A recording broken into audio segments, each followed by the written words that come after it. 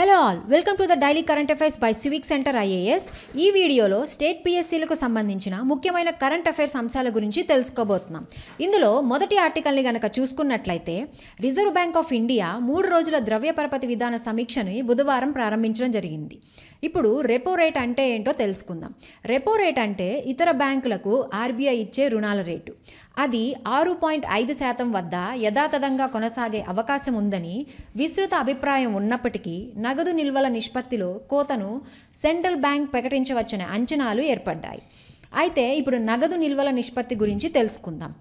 నగదు నిల్వల నిష్పత్తి కింద వాణిజ్య బ్యాంకులు కేంద్ర బ్యాంకు వద్ద కొంత కనీస మొత్తాన్ని రిజర్వులుగా కలిగి ఉండాలి. బ్యాంకు మొత్తం డిపాజిట్లతో పోలిస్తే రిజర్వుల్లో ఉంచాల్సిన నగదు శాతాన్ని క్యాష్ రిజర్వ్ రేషియో అంటారు. నగదు నిల్వలను బ్యాంక్ యొక్క వాల్ట్లో భద్రపరుస్తారు లేదా ఆర్బీఐకి పంపడం జరుగుతుంది. కార్పొరేట్లు లేదా వ్యక్తిగత రుణగ్రహీతలకు బ్యాంకులు సిఆర్ఆర్ డబ్బును అప్పుగా ఇవ్వలేవు. బ్యాంకులు ఆ డబ్బును పెట్టుబడి ప్రయోజనాల కోసం ఉపయోగించలేవు. అయితే ఆ డబ్బుపై బ్యాంకులు ఎలాంటి వడ్డీని వసూలు కూడా చేయవు. ఇప్పుడు బ్యాంకులు ఆర్బీఐ వద్ద నగదును ఎందుకు రిజర్వ్ చేసుకోవాలనే విషయాన్ని గురించి తెలుసుకుందాం. బ్యాంకు డిపాజిట్లలో కొంత భాగం రిజర్వ్ బ్యాంక్ ఆఫ్ ఇండియాలో ఉన్నందున ఏదైనా అత్యవసర పరిస్థితుల్లో ఈ మొత్తానికి భద్రత కల్పిస్తుంది. కస్టమర్లు తమ డిపాజిట్లను తిరిగి కోరుకున్నప్పుడు నగదు సులభంగా లభించడం జరుగుతుంది. అధిక ద్రవ్యోల్బణం ఉన్న సమయంలో ఆర్థిక వ్యవస్థలో అదనపు డబ్బు అందుబాటులో లేకుండా ప్రభుత్వం చూసుకోవాల్సి ఉంటుంది. ద్రవ్యోల్బణాన్ని అదుపులో ఉంచడానికి సిఆర్ఆర్ దోహదపడుతుంది. ఆర్థిక వ్యవస్థలో అధిక ద్రవ్యోల్బణం ముప్పు ఉంటే కనుక ఆర్బీఐ సిఆర్ఆర్ను పెంచడం జరుగుతుంది. తద్వారా బ్యాంకులు ఎక్కువ డబ్బును నిల్వలో ఉంచాల్సిన అవసరం ఉంటుంది. బ్యాంకుల వద్ద అందుబాటులో ఉన్న డబ్బు మొత్తాన్ని సమర్థవంతంగా తగ్గిస్తుంది. ఇది ఆర్థిక వ్యవస్థలో అధిక ధన ప్రవాహాన్ని నిరోధించడం జరుగుతుంది. ఆర్థిక వ్యవస్థలో అధిక ద్రవ్యోల్బణం ముప్పు కనుక ఉంటే ఆర్బీఐ సిఆర్ఆర్ని పెంచుతుంది. తద్వారా బ్యాంకులు ఎక్కువ డబ్బును నిల్వలో ఉంచాల్సిన అవసరం ఉంటుంది. ఇది ఆర్థిక వ్యవస్థలో వచ్చే అధిక ధన ప్రవాహాన్ని నిరోధించడం జరుగుతుంది. మార్కెట్లోకి నిధులను పంచాల్సిన అవసరం వచ్చినప్పుడు ఆర్బీఐ సిఆర్ఆర్ రేట్ను తగ్గించడం జరుగుతుంది. ఇది పెట్టుబడి ప్రయోజనాల కోసం పెద్ద సంఖ్యలో వ్యాపారాలు, పరిశ్రమలకు రుణాలు అందించడానికి బ్యాంకులకు సహాయపడుతుంది. అంతేకాకుండా ఇది తక్కువ సిఆర్ఆర్ ఆర్థిక వ్యవస్థ యొక్క వృద్ధి రేటును కూడా పెంచడం జరుగుతుంది. ఇప్పుడు రెండవ ఆర్టికల్ విషయానికి వస్తే, బుధవారం సాయంత్రం 4 గంటలకు ప్రయోగించాల్సిన పిఎస్ఎల్వి C59 లేదా ప్రోబా 3 ప్రయోగంలో అవకతవకలు చోటు చేసుకోవడంతో గురువారం సాయంత్రం 4 గంటల 12 నిమిషాలకు వాయిదా వేయటం జరిగింది. ఇప్పుడు ప్రోబా 3 మిషన్ గురించి తెలుసుకుందాం. Proba 3 mission European space agency యొక్క మార్గదర్శక చొరవగా చెప్పుకుంటాం. ఇది ప్రపంచంలోనే మొట్టమొదటి ఖచ్చితమైన నిర్మాణ ఫ్లయింగ్ మిషన్ను సూచిస్తుంది. 2 ఉపగ్రహాల మధ్య ప్రయాణిస్తూ కృత్రిమ గ్రహాన్ని సృష్టించి సూర్యుని సన్నని కరోనా యొక్క కొత్త దృశ్యాలను వెల్లడించే వినూత్న మిషన్గా ఇది ఏర్పాటైంది. దీని యొక్క లక్ష్యం చూసుకున్నట్లయితే 2 స్వతంత్ర ఉపగ్రహాలను ఖచ్చితంగా సమన్వయం చేయటం ద్వారా కృత్రిమ గ్రహణాన్ని సృష్టించడమే ఈ మిషన్ యొక్క ముఖ్య ఉద్దేశం. ఈ సామర్థ్యం శాస్త్రవేత్తలకు సూర్యుని యొక్క కరోనాను పరిశీలించడానికి వీలు కల్పిస్తుంది. ఇది సాధారణంగా సూర్యుడి యొక్క తీవ్రమైన ప్రకాశ స్థానానికి మరుగున పడిన ప్రాంతంగా చెప్పుకుంటాం. ఇందులో 2 చిన్న ఉపగ్రహాలు అనేవి ఉన్నాయి. ఒకటి కరోనాగ్రాఫ్ స్పేస్ క్రాఫ్ట్ మరియు సోలార్ డిస్క్ ఆకారంలో ఉన్న ఓక్యులేటర్ స్పేస్ క్రాఫ్ట్. ఈ ఉపగ్రహాలను ఒకదానికొకటి వేరు చేసి ఆ తర్వాత కలిసి ఎగరవేస్తారు. ఈ 2 ఉపగ్రహాలు సహజ సూర్యగ్రహణాన్ని అనుకరిస్తాయి. ఒక ఉపగ్రహం మరో ఉపగ్రహంపై నీడను వెదజల్లేలా ఇవి ఖచ్చితంగా భూమి కక్షలో తిరుగుతూ ఉంటాయి. అయితే ఈ ప్రోబా 3లోని పరికరాలు చూసుకున్నట్లయితే ఇందులో మొదటిది ASPICS. ఇది సూర్యుని యొక్క తీవ్రమైన కాంతిని నిరోధించడానికి రూపొందించిన కరోనాగ్రాఫ్. ఇది కరోనా నిర్మాణాన్ని వివరంగా పరిశీలించడానికి తోడ్పడుతూ ఉంటుంది. రెండవది డారా. ఇది సూర్యుని యొక్క మొత్తం శక్తి ఉత్పత్తిని కొలవడానికి ఒక డిజిటల్ అబ్సల్యూట్ రేడియోమీటర్గా వ్యవహరిస్తుంది. అంతేకాకుండా సౌర వికిరణ పరిశోధనకు సహాయపడుతూ ఉంటుంది. మూడవది 3DEES. 3D energetic electron spectrometer అంతరిక్షంలోని శక్తివంతమైన ఎలక్ట్రాన్ల యొక్క ప్రవాహాన్ని ఇది అధ్యయనం చేయడం జరుగుతుంది. అంతరిక్ష వాతావరణ విశ్లేషణకు దోహదం చేస్తూ ఉంటుంది. అంతేకాకుండా దీని యొక్క శాస్త్రీయ ప్రభావాన్ని చూసుకున్నట్లయితే ఇది సంవత్సరానికి సగటున 1.5 గ్రహణ సంఘటనల్లో సహజంగా సంభవించే సూర్యగ్రహణం వల్ల సూర్యుని యొక్క భౌతిక శాస్త్రవేత్తలు సూర్యుని కరోనా 10 నిమిషాల పాటు పరిశీలించడానికి మరియు సూర్యుడిపైన అధ్యయనం చేయడానికి అనుమతించడం జరుగుతుంది. ప్రోబా 3 సంవత్సరానికి 50 సంఘటనలకు సమానమైన 6 గంటల సమయాన్ని వెచ్చిస్తుంది. ఇది మునుపెన్నడూ లేని విధంగా సూర్యుడి కరోనాపై అవగాహనను పెంచడానికి సహాయపడుతుంది. ఇందులో ఆక్యులేటర్ మరియు కరోనాగ్రాఫ్ అనే రెండు ఎల్లప్పుడూ సూర్యునికి ఎదురుగా ఉండటం జరుగుతాయి. అవి కొన్ని మిల్లీమీటర్ల నిర్మాణాన్ని నిర్వహించిన తర్వాత ఒకేసారి 6 గంటల వ్యవధిలో 150 మీటర్ల దూరంలో ఉండే స్థితికి వెళ్తాయి. అయితే ఇందులో ఉపగ్రహం అనేది వ్యూయింగ్ టెలిస్కోప్గా, మరొక ఉపగ్రహం 150 మీటర్ల దూరంలో ఉంచిన నీడ మధ్యలో ఉంచబడుతుంది. ఈ పొజిషనింగ్ సూర్యుని యొక్క కరోనాను గమనించడానికి సహాయపడి ఖచ్చితమైన విమాన నిర్మాణం ద్వారా స్వయం ప్రతిపత్తిని సాధించడంలో తోడ్పాటు పడుతుంది.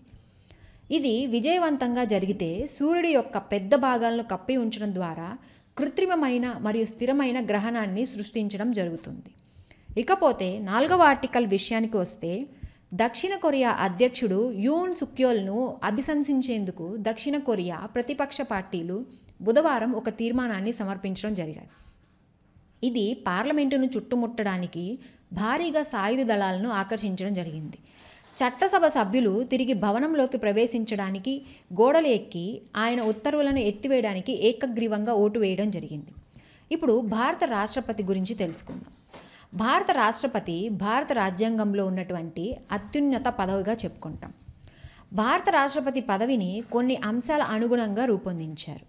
అవి భారత రాజ్యాధినేత, భారతదేశ ప్రథమ పౌరుడు, యూనియన్ ఎగ్జిక్యూటివ్ యొక్క నామమాత్రం లేదా నామమాత్రపు డిజ్యూరీ అధిపతి లేదా భారత సాయుధ దళాల కమాండర్ ఇన్ చీఫ్గా ఈ భారత రాష్ట్రపతి పదవిని ఏర్పాటు చేయడం జరిగింది. ఇప్పుడు రాష్ట్రపతి యొక్క అభిశంసన గురించి తెలుసుకుందాం. ఆర్టికల్ 61 ప్రకారం రాష్ట్రపతి పదవీ కాలం ముగియక ముందే రాజ్యాంగ ఉల్లంఘన ఆరోపణలతో ఆయనను పదవి నుంచి తొలగించవచ్చు. అయితే రాజ్యాంగ ఉల్లంఘన అనే పదబంధానికి అర్థాన్ని నిర్వచించలేదు. అభిశంసన ప్రక్రియను పార్లమెంటులోని ఏ సభ అయినా ప్రారంభించవచ్చు. అభియోగాలపై సభలో 1/4 మంది సభ్యులు సంతకం చేస్తారు. విచారణ ప్రారంభం కావడానికి 14 రోజుల ముందు రాష్ట్రపతికి నోటీసు ఇవ్వబడుతుంది. విచారణ సమయంలో హాజరయ్యి ప్రాతినిధ్యం వహించే హక్కు ఉంటుంది. ఉభయ సభల్లో 3/2 మెజారిటీతో తీర్మానం ఆమోదం పొందితే రాష్ట్రపతిని పదవి నుంచి తొలగించడం జరుగుతుంది. అభిశంసన అనేది పార్లమెంటులో పాక్షికంగా జరిగేటువంటి న్యాయ ప్రక్రియ. రాష్ట్రపతి ఎన్నికల్లో ఓటు వేయలేకపోయినా పార్లమెంటు ఉభయ సభల్లోని నామినేటెడ్ సభ్యులు అభిశంసన ప్రక్రియల్లో పాల్గొనవచ్చు. రాష్ట్రపతి ఎన్నికల్లో ఓటు వేసే అవకాశం ఉన్న రాష్ట్ర శాసనసభలు, కేంద్రపాలిత ప్రాంతాలైన ఢిల్లీ, పుదుచ్చేరి సభ్యులు అభిశంసన ప్రక్రియలో పాల్గొనరు. ఇప్పటి వరకు ఏ అధ్యక్షుడి పైన కూడా ఈ అభిశంసన వేటు పడలేదు. ఇకపోతే 4వ ఆర్టికల్ విషయానికి వస్తే, తెలంగాణలోని ములుగులో 5 పాయింట్ తీవ్రతతోటి భూకంపం అనేది సంభవించడం జరిగింది. తెలంగాణలో ఏటునాగారం అటవీ ప్రాంతంలో భూమికి 40 కిలోమీటర్ల లోతున బుధవారం ఉదయం 7:27 సంభవించిన భూకంప ప్రభావం రిక్టర్ స్కేల్పై 5.3గా నమోదైంది. నల్గొండకు ఈశాన్యంగా 185 కిలోమీటర్లు, హైదరాబాద్కు తూర్పు ఈశాన్యంగా 219 కిలోమీటర్ల దూరంలో ఈ ప్రాంతాన్ని నేషనల్ సెంటర్ ఫర్ సిస్మాలజీ గుర్తించింది. ఇప్పుడు భూకంపం గురించి తెలుసుకుందాం. భూకంపం అనేది భూమి యొక్క పై పొరల్లోని కొంత భాగం ఆకస్మిక కదలిక లేదా కంపనం వల్ల ఏర్పడుతుంది. ఇది అంతర్లీన లాలల్లో సాగే జాతిగా నిల్వ చేయబడిన శక్తి యొక్క ఆకస్మిక విడుదల కారణంగా ఏర్పడుతుంది. ఈ శక్తి భూమి యొక్క శరీరం గుండా ప్రయాణించే కంపనాల శ్రేణిగా మనకు చేరుతుంది. వీటినే మనం భూకంప తరంగాలు అంటాం. అయితే ఇప్పుడు భూమి ఎందుకు వణికిపోతుంది అన్న విషయం గురించి చర్చించుకుందాం. భూమి పటలంలో అకస్మాత్తుగా విడుదలయ్యే శక్తి వలన ఉద్భవించే ఈ ప్రకంపనాల ఫలితమే భూకంపం. తప్పిదం అనేది క్రస్టల్ రాళ్లలో పదునైన విచ్ఛిన్నం ద్వారా జరుగుతుంది. అయితే ఈ తప్పిదం వెనుక ఉన్న రాళ్ళు వ్యతిరేక దిశల్లో కదులుతూ ఉంటాయి. ఏదేమైనా ఏదో ఒక సమయంలో విడిపోయే ఈ ధోరణి అనేది ఘర్షణని అధిగమించడం జరుగుతుంది. తత్ఫలితంగా బ్లాకులు అనేవి వికృతమయ్యి చివరికి అవి అకస్మాత్తుగా ఒకదానినొకటి దాటుతాయి. ఇది శక్తి విడుదలకు కారణమవుతుంది. అంతేకాకుండా ఈ శక్తి తరంగాలు అన్ని దిశల్లో ప్రయాణిస్తూ ఉంటాయి. శక్తి విడుదలయ్యే బిందువును భూకంపం యొక్క కేంద్రకం అంటారు. ప్రత్యామ్నాయంగా దీనిని హైపోసెంటర్ అని కూడా అంటారు. వివిధ దిశల్లో ప్రయాణించే శక్తి తరంగాలు ఉపరితలాన్ని చేరతాయి. ఫోకస్కు దగ్గరగా ఉన్న ఉపరితలంపై ఉన్న బిందువును కేంద్రం అంటారు. తరంగాలను అనుభవించేది మొదట ఇక్కడే. ఇది ఫోకస్కు నేరుగా ఎగువగా ఉన్న పాయింట్గా సూచిస్తూ ఉంటుంది. ఇప్పుడు భారతదేశంలో భూకంప మండలాలను గనక చూసినట్లయితే భారతదేశంలో 4 భూకంప మండలాలుగా విభజించారు. అవి ఒకటి జోన్ 2, జోన్ 3, జోన్ 4 మరియు జోన్ 5. వీటిలో జోన్ 5 అనేది అత్యధిక భూకంప కార్యకలాపాలను అనుభవిస్తూ ఉంటుంది. జోన్ 2 అనేది అత్యల్ప భూకంప కార్యకలాపాలను కలిగి ఉంటుంది. తెలంగాణ ప్రాంతం జోన్ 2 పరిధిలోకి వస్తుందని తక్కువ తీవ్రత కలిగిన భూకంప జోన్గా వర్గీకరించామన్నారు. తెలంగాణలోని భూకంపం అసాధారణం. భూకంపం ప్రమాద వర్గీకరణలో జోన్ 2 సాధారణంగా తక్కువ భూకంప కార్యకలాపాలు ఉన్న ప్రాంతాలను సూచిస్తుంది. అటువంటి ప్రాంతాలలో భూకంపాల సగటు పరిణామం భౌగోళిక సందర్భంపై ఆధారపడి ఉంటుంది. అయితే సాధారణంగా రిక్టర్ స్కేల్పై 3.0 నుంచి 5.0 మ్యాగ్నిట్యూడ్ పరిధిలో ఉంటుంది. అయితే తెలంగాణలోని ములుగులో సంభవించిన ఈ భూకంపం తీవ్రత 5.3గా నమోదైంది. ఇది జోన్ 2లో పరిధిలోకి వచ్చే ప్రాంతాలకు చాలా అసాధారణం. హిమాలయాల వంటి ఫలక సరిహద్దు ప్రాంతాలతో పోలిస్తే అతి తక్కువ టెక్టోనిక్ కార్యకలాపాలతో పురాణ స్థిరమైన రాతి నిర్మాణాలతో కూడిన భారతీయ ద్వీపకల్ప కవచంలో తెలంగాణ ఉంది. స్థిరమైన ప్రాంతాలలో భూకంపాలు సాధారణంగా తక్కువ పరిణామంలో ఉంటాయి. గణనీయమైన భూకంపాలు చాలా అరుదుగా కూడా ఉంటాయి. స్థిరమైన ప్రాంతాలలో భూకంపాలు స్థానీకరించిన ఒత్తిడి లేదా మైనింగ్, రిజర్వాయర్ ప్రేరిత భూకంపం వంటి మానవ ప్రేరిత కార్యకలాపాల వల్ల చిన్న ప్రకంపనలు సంభవించినప్పటికీ అధిక మ్యాగ్నిట్యూడ్ యొక్క సహజ భూకంపం సంభావ్యత అనేది చాలా తక్కువగా ఉంటుంది. మరికొన్ని కొత్త అంశాలతోటి రేపటి వీడియోలో మళ్ళీ కలుసుకుందాం. Thank you.